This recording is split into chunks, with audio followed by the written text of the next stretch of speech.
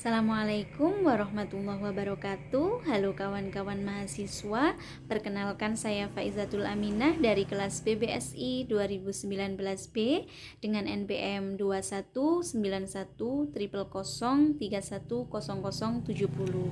Nah, video kali ini untuk memenuhi tugas dari Ibu Artifa selaku dosen mata kuliah belajar dan pembelajaran.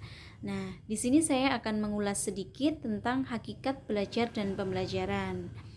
Yang pertama yang akan saya ulas adalah definisi belajar. Ada beberapa para ahli yang mengemukakan definisi belajar.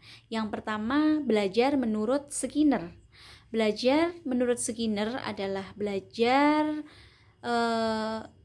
adalah suatu perilaku ketika belajar responnya itu menjadi lebih baik. Nah, sedangkan menurut Gagner, setelah melakukan kegiatan belajar, orang tersebut memiliki keterampilan, pengetahuan, sikap, dan nilai. Nah, sedangkan belajar menurut Piaget, bahwasanya Piaget berpendapat pengetahuan itu dibentuk oleh individu yang melakukan interaksi terus-menerus dengan lingkungan. Dengan begitu, fungsi intelek semakin berkembang. Nah, yang terakhir, belajar menurut Rogers. Menurut Rogers, itu belajar yang optimal itu akan terjadi apabila siswa berpartisipasi secara bertanggung jawab dalam proses belajar, melakukan perubahan diri terus-menerus.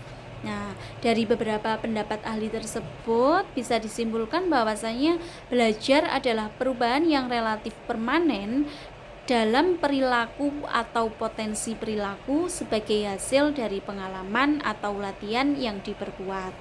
Nah, bisa dikatakan juga bahwa belajar itu merupakan akibat adanya interaksi antara stimulus dan respon. Nah, seseorang dianggap telah belajar jika dia dapat menunjukkan perubahan perilakunya. Nah, itu tadi definisi belajar. Nah, sekarang kita lanjutkan tentang definisi pembelajaran. Nah, definisi pembelajaran menurut para ahli, ada beberapa para ahli yang mendefinisikan tentang pembelajaran. Yang pertama, menurut Gagner, bahwasanya pembelajaran itu adalah seperangkat peristiwa eksternal yang dirancang untuk mendukung beberapa proses belajar yang bersifat internal.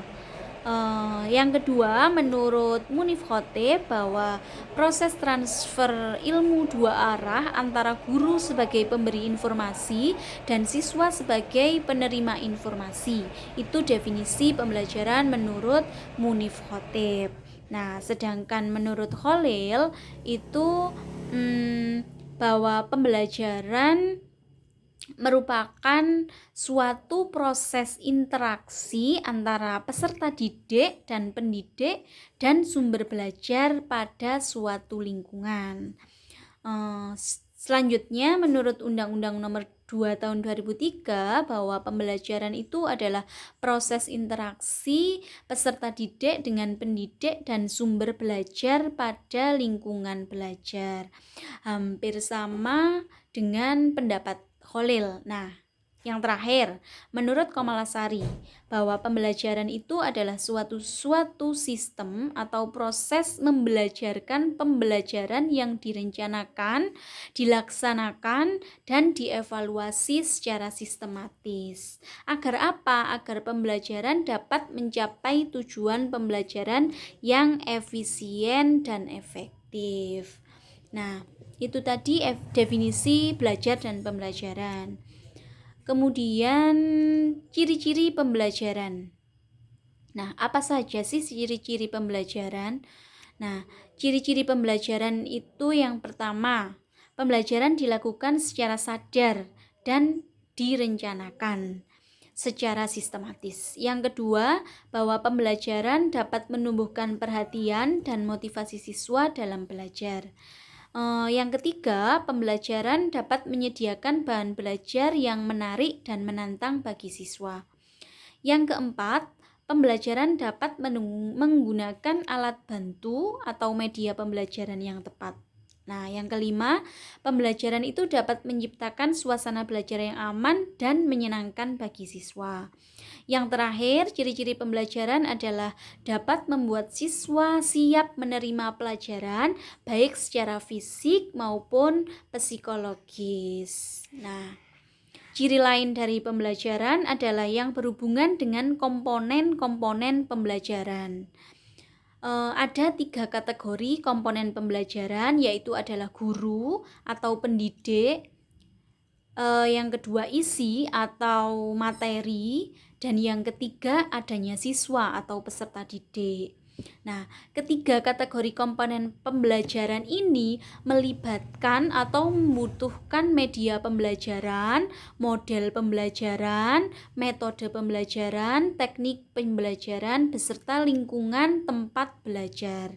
Nah, sehingga dari situ tercipta situasi pembelajaran yang sesuai dengan tujuan yang sudah direncanakan.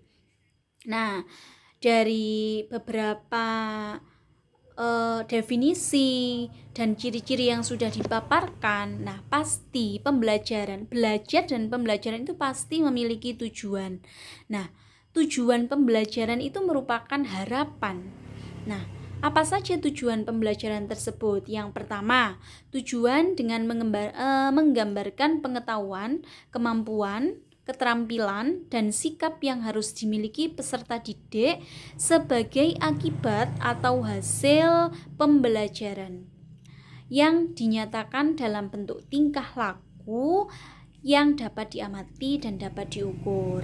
Nah, tujuan yang kedua, bahwa pembelajaran itu tercantum dalam RPP. RPP itu merupakan komponen penting dalam kurikulum tingkat satuan pendidikan yang pengembangannya harus dilakukan secara profesional. Nah, yang ketiga, tujuan pembelajaran itu dibuat oleh pendidik. Nah, untuk apa? Untuk dicapai oleh peserta didik sebagai hasil belajar. Yang terakhir, bahwa tujuan pembelajaran itu dilihat dari perilaku hasil belajar yang diharapkan terjadi, dimiliki, atau dikuasai oleh peserta didik setelah mengikuti proses kegiatan pembelajaran tertentu. Nah, dari situ ada kondisi internal dan kondisi eksternal belajar. Nah, bagaimana? Nah, yang pertama, belajar itu merupakan interaksi antara keadaan internal dan proses kognitif siswa dengan stimulus dari lingkungan.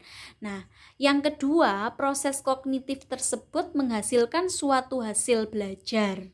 Nah, hasil belajar itu terdiri dari informasi verbal, keterampilan intelek, keterampilan motorik, sikap, dan siasat kognitif. Nah, apa sih yang dimaksud dengan hasil-hasil belajar tersebut?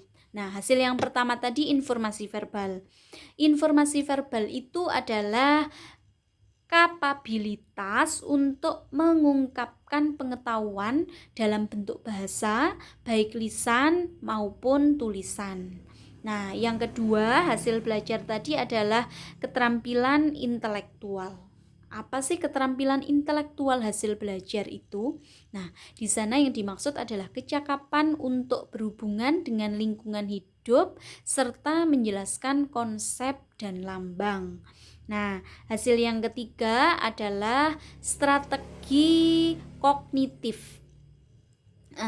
Strategi kognitif itu adalah kemampuan menyalurkan dan mengarahkan aktivitas kognitifnya sendiri, misalnya memecahkan masalah. Nah, yang keempat, keterampilan motorik.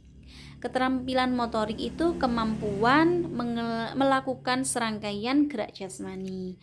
Nah, hasil yang terakhir itu adalah sikap. Yang dimaksud di sana itu adalah kemampuan menerima atau menolak objek berdasarkan penilaian terhadap objek tersebut. Itu tadi hasil-hasil belajar. Nah, mungkin cukup Sekian dari saya, hanya itu yang bisa saya ulas, yang bisa saya jelaskan. Apabila ada apabila ada kata yang salah atau, pengertian yang kurang, apa ya, pengertian yang kurang memahamkan, saya mohon maaf. Saya, mohon kritik dan sarannya dari teman-teman semua. Wassalamualaikum warahmatullahi wabarakatuh.